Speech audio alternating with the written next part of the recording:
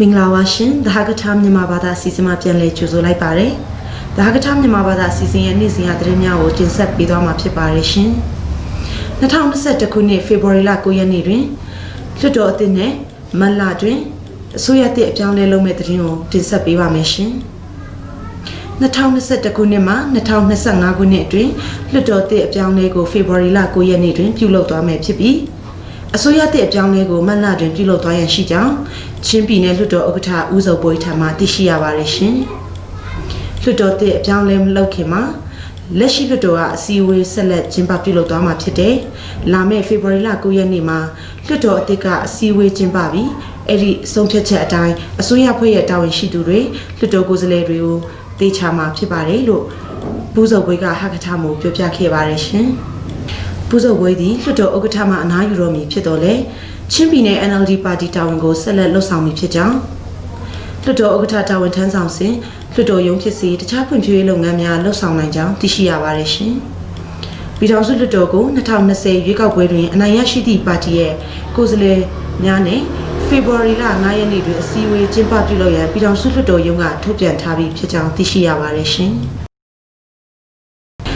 93နှစ်မြောက်ချင်းအမျိုးသားနေ့တွင်စူဘုံလေရင်ကွင်းဖွင့်လှစ်ရန်ပြင်ဆင်နေကြောင်းဆက်လက်တင်ဆက်ပေးသွားပါမယ်ရှင်။93နှစ်မြောက်ချင်းမျိုးသားနေ့တွင်စူဘုံလေရင်ကွင်းဖွင့်လှစ်ရန်ချင်းပြည်နယ်အစိုးရအဖွဲ့ကပြင်ဆင်မှုပြုလုပ်နေကြောင်းသိရှိရပါတယ်ရှင်။93နှစ်မြောက်ချင်းမျိုးသားနေ့ကို COVID-19 ရောဂါကြောင့်အရင်နှစ်တွေလိုမြို့တစ်မြို့ထဲမှာစုစည်းပြီးလုပ်နိုင်တော့မှာမဟုတ်ဘူး။သက်ဆိုင်ရာဒေသအလိုက်လူ30နဲ့ကျင်းပကြဖို့လိုတယ်။အဲဒီကိစ္စအတွက်အစည်းအဝေးတရက်ကျင်းပသွားဖို့ရှိတယ်လို့ချင်းပြည်နယ်အစိုးရဖွဲ့ပြောရေးဆိုရေးခွင့်ရှိသူနဲ့စီပီနဲ့လျှက်စစ်ဝင်ကြီးဌာနဦးစိုးထက်ကဟာကထာမို့ပြောပြခဲ့ပါတယ်ရှင်။သို့သောလာမည့်ချင်းမျိုးသားနေ့တွင်ဖလာမြို့နယ်တွင်တိစောက်ထားသည့်ဆွေဘုံလေရင်ကွင်းဖွင့်လှစ်ရန်ပြည်နယ်အစိုးရကစီစဉ်နေကြောင်းသိရှိရပါတယ်ရှင်။ COVID-19 ရောဂါကိုသတိထားရမယ့်အခြေအနေဖြစ်တာကြောင့်အတိအကျပြောလို့မရသေးဘူး။ချင်းမျိုးသားနေ့နဲ့စူဘုံလီဂရုဖွင့်ပွဲကိုတပြိုင်တည်းကျင်းပဖို့တော့စီစဉ်နေတယ်။အဲဒီကိစ္စကိုပြည်ထောင်စုကလူကြီးတွေနဲ့ဆွေးနွေးရအောင်မယ်။လေရင်ကွင်းဖွင့်ပွဲပြုလုပ်ပြီးရင်လေရင်တွေကိုပုံမှန်ပြည့်စွဲတော့မှာဖြစ်တယ်လို့ဦးစိုးထက်ကထပ်လောင်းပြောကြားခဲ့ပါတယ်ရှင်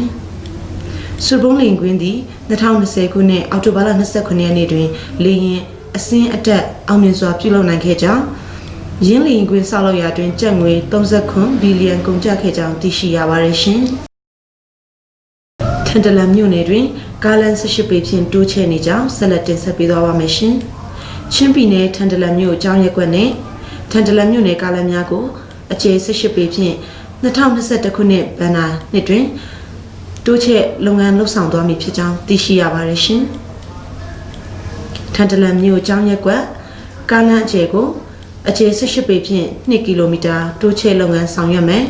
။ပစ္စည်းတင်ဒါရသူကလမ်းတိုးချဲ့ရေးအတွက်ပစ္စည်းတွေကိုတင်ဒါရတဲ့ကုမ္ပဏီကလာပို့ပေးပြီးမှ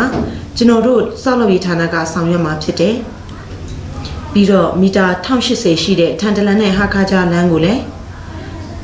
အကျယ်18ပေဖြင့်တိုးချဲ့လှုပ်ဆောင်သွားမယ်။2021ခုနှစ်ဘဏ္ဍာနှစ်မှာထန်တလန်မြို့ကနေထွာလမ်ကျေးရွာစိုက်စီချွတ်လန်တခြားကတရလန်ခင်းမယ်။ဝီချစ်တောင်9ကီလိုမီတာအထိကတရလန်ခင်းမှာဖြစ်တယ်။ဝီချစ်တောင်ကျော်ပြီးထွာလမ်ကျေးရွာရောက်ခါနီနှစ်ဖာလုံးအထိကွန်ကရစ်လန်ခင်းမှာဖြစ်တယ်လို့ထန်တလန်ဆောက်လုပ်ရေးတာဝန်ရှိသူ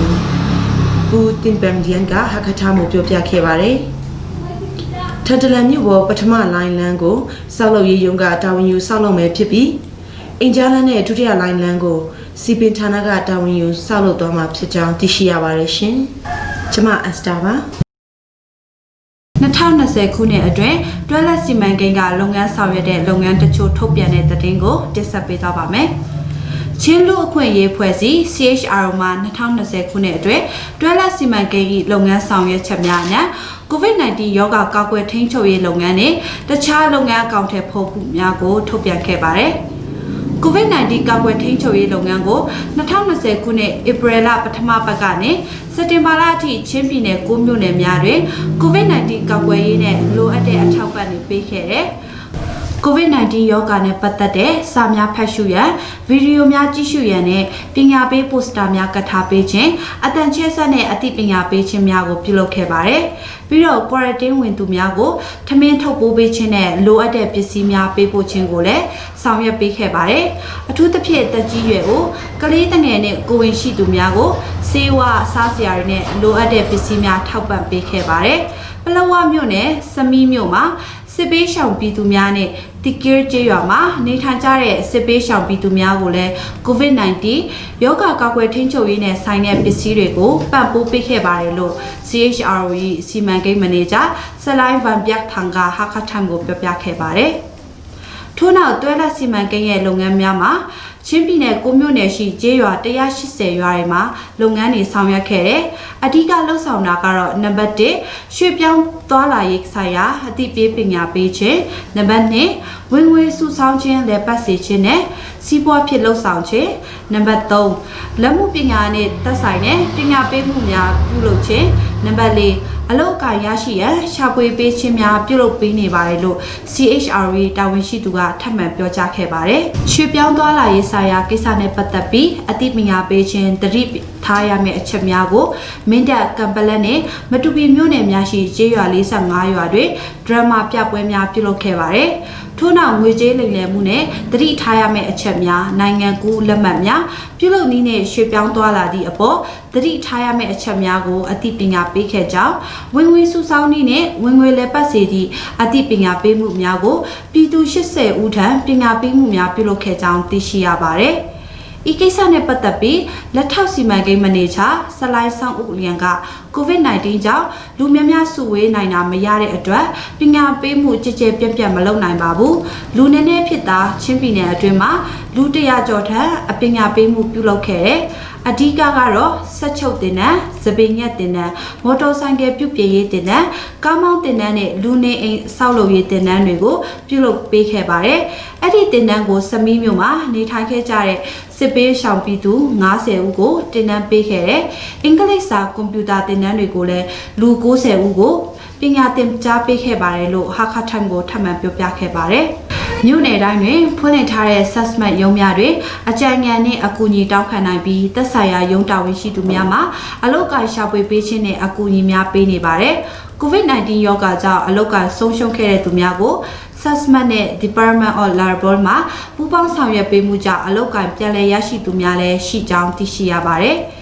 ဤလုပ်ငန်းအကောင့်ထဲပေါ်ဆောင်ရွက်ခြင်းသည် Leaf အဖွဲ့မှရန်ပုံငွေထောက်ပံ့ပေးပြီး IOM နှင့်တွဲလက်စီမံကိန်းလက်အောက်တွင်အကောင့်ထဲပေါ်နေကြောင်းသိရှိရပါတယ်။လူချင်းမင်းတို့၏လုပ်ငန်းကြောင်းရာများကိုကြော်ညာထည့်သွင်းလိုပါကတဟာခထိုင်မှဈေးနှုန်းချိုသာစွာနဲ့လှုပ်ဆောင်ပေးနေပါတယ်။ဒီကနေ့တဟာခထိုင်မြန်မာဘာသာစီစဉ်ကိုဒီလောက်နဲ့ပဲရပ်နားတော့မှာဖြစ်ပါတယ်။အားလုံးပဲကိုယ်စိတ်နှပြကျန်းမာကြည်နူးကြပါစေရှင်။ကျမချယ်ရီပါ။